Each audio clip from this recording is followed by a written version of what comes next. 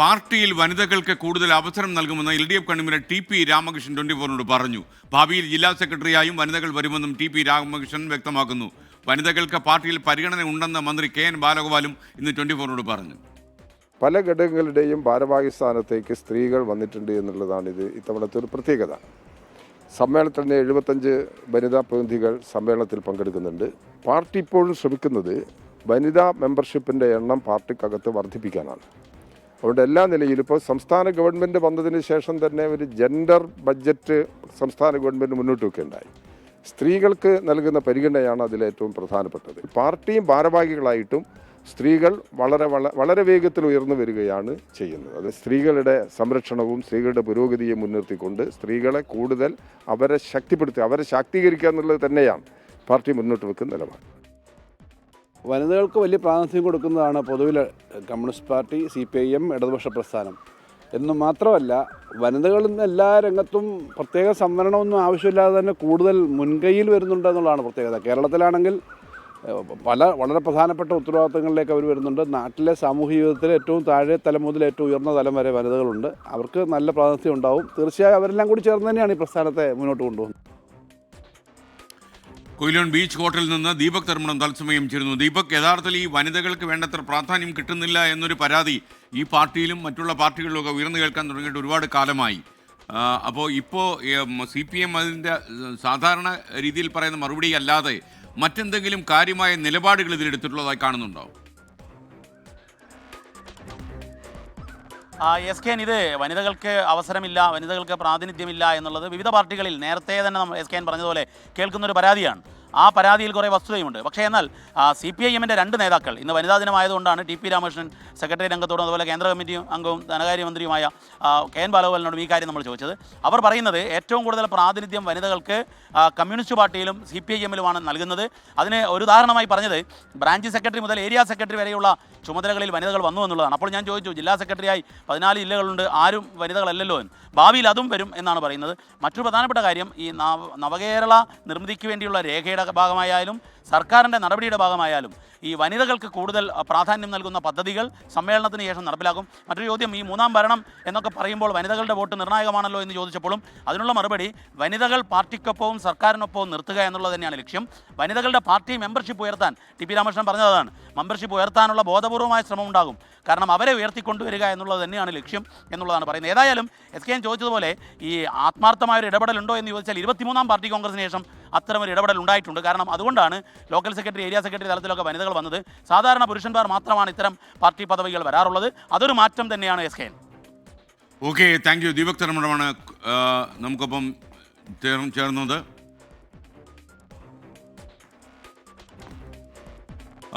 CPM സംസ്ഥാന സമ്മേളനത്തിൻ്റെ വിശകലനവുമായി central news ഡെസ്കിൽ നിന്ന് ഞങ്ങളുടെ രാഷ്ട്രീയ നിരീക്ഷകൻ ദിലീപ് കുമാർ കൂടി തത്സമയം ചേരുകയാണ്. Dileep, good morning. യഥാർത്ഥത്തിൽ പാർട്ടി ഒരു നയമാറ്റത്തിന് തയ്യാറെടുക്കുന്നു എന്ന രീതിയിലുള്ള ഒരു സമ്മേളനമാണ് കൊല്ലത്തിപ്പോൾ CPM നടത്തിക്കൊണ്ടിരിക്കുന്നത്. എത്രമാത്രം സമ്മേളനം ഈ പ്രായോഗികമായി നയങ്ങൾ മാറും എന്ന് നമുക്ക് കണ്ടറിയാം. ദിലീപ് കുമാർ എങ്ങനെയാണ് ഇതിനെ നിരീക്ഷിക്കുന്നത്? SKN CPIM-നെ സംബന്ധിച്ച് വളരെ സുപ്രധാനമായ സമ്മേളനമാണ്. അതിൻ്റെ നയങ്ങളിൽ സംബന്ധിച്ച് കാതലായ ചില മാറ്റങ്ങൾ വരുത്തുന്നു. അത്തരം ആലോചനകൾ ഈ CPIM-ൽ നടക്കുന്നു എന്നുള്ളത് കൊണ്ട് തന്നെ കൊല്ലം സമ്മേളനം ആ നിലയിലായിരിക്കും വളരെ പ്രധാനപ്പെട്ടതാകാൻ പോകുന്നത്.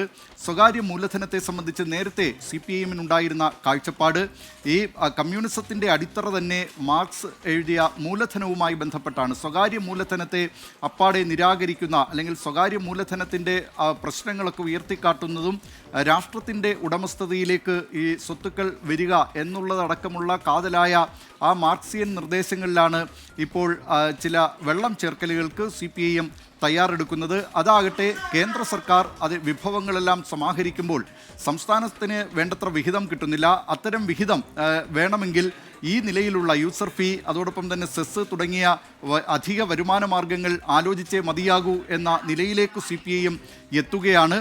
സ്വകാര്യ മൂലധനത്തെ സംബന്ധിച്ചും ചില മാറ്റങ്ങൾ വന്നിട്ടുണ്ട്. പ്രത്യേകിച്ച് വളരെ നഷ്ടത്തിലോടുന്ന അല്ലെങ്കിൽ നന്നാക്കാൻ കഴിയാത്ത പൊതുമേഖലാ സ്ഥാപനങ്ങളിൽ അത്തരം നിക്ഷേപമാകാമെന്ന നിലയിലേക്ക് CPIM മാറുകയാണ്. നേരത്തെ നേരത്തെ ഈ പൊതുമേഖലാ സ്ഥാപനങ്ങളെ സംബന്ധിച്ച് നഷ്ടത്തിലോടുന്ന പൊതുമേഖലാ സ്ഥാപനങ്ങളെ വിറ്റഴിക്കുന്നതിന് വാജ്പേയി സർക്കാരിൻ്റെ കാലത്ത് കേന്ദ്രത്തിൽ അരുൺ ഷൂരി വകുപ്പ് തലവനായിക്കൊണ്ട് അല്ലെങ്കിൽ വകുപ്പ് മന്ത്രിയായിക്കൊണ്ട് ഓഹരി വിറ്റഴിക്കൽ മന്ത്രാലയം കൊണ്ടുവന്നപ്പോൾ അതിനെ ശക്തമായി എതിർത്തിരുന്ന പാർട്ടിയാണ് CPIM. പക്ഷേ കൊല്ലം സമ്മേളനത്തോടെ അത്തരം നിലപാടുകളിൽ പിന്നോട്ട് പോകുന്നതിനാണ് ഇപ്പോൾ കേരളവും ദേശീയ രാഷ്ട്രീയവുമൊക്കെ സാക്ഷ്യം വഹിക്കാൻ പോകുന്നത്. മറ്റൊന്ന് SKN കൊല്ലത്ത് നടക്കുന്ന സമ്മേളനത്തിലെ ഒരു പ്രധാനപ്പെട്ട കാര്യം മുഖ്യമന്ത്രിയെ വാഴ്ത്തലും അതോടൊപ്പം മറ്റു നേതാക്കളുടെ കാര്യത്തിൽ കടുത്ത ഭാഷയിലുള്ള വിമർശനവുമൊക്കെ പ്രതിനിധികൾ നടത്തുന്നുണ്ട് എന്നതാണ്. മുഖ്യമന്ത്രി ഇപ്പോഴും CPIMൻ്റെ ദേശീയ തലത്തിലും സംസ്ഥാന തലത്തിലും അപ്രതിരോധ്യമായ ഒരു നേതാവ് എന്ന നിലയിലേക്ക് മാറിയിരിക്കുന്ന കാഴ്ച കഴിഞ്ഞ കുറേ കാലങ്ങളായി CPIMലുണ്ട്. പക്ഷേ കൊല്ലം സമ്മേളനം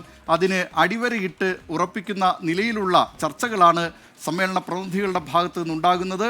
ഇന്ന് മുഖ്യമന്ത്രി അവതരിപ്പിച്ച നവകേരളത്തെ നയിക്കാൻ പുതുവഴികൾ എന്ന നയരേഖയിലുള്ള ചർച്ചയാണ് നടക്കുന്നത്. നേരത്തെ MV ഗോവിന്ദൻ അവതരിപ്പിച്ച പ്രവർത്തന റിപ്പോർട്ടിന്മേലുള്ള ചർച്ചയ്ക്ക് ഇന്ന് സംസ്ഥാന സെക്രട്ടറി MV ഗോവിന്ദൻ മറുപടി പറയും. നാളെയാണ് ഈ പുതിയ സംസ്ഥാന കമ്മിറ്റിയെ തെരഞ്ഞെടുക്കുന്നത്. സംസ്ഥാന സെക്രട്ടേറിയറ്റിനെയും ഇതിനോടൊപ്പം തെരഞ്ഞെടുക്കുമോ എന്ന ആകാംക്ഷയാണ് ഇപ്പോഴുള്ളത്. നേരത്തെ സംസ്ഥാന സെക്രട്ടേറിയറ്റിനെ പാർട്ടി കോൺഗ്രസിന് ശേഷം തെരഞ്ഞെടുക്കുക എന്നതായിരുന്നു CPIMൻ്റെ രീതി. പക്ഷേ കഴിഞ്ഞ എറണാകുളം സമ്മേളനത്തിൽ സംസ്ഥാന സെക്രട്ടേറിയറ്റിനെയും ആ സമ്മേളനത്തിൽ തന്നെ പ്രഖ്യാപിച്ചിരുന്നു.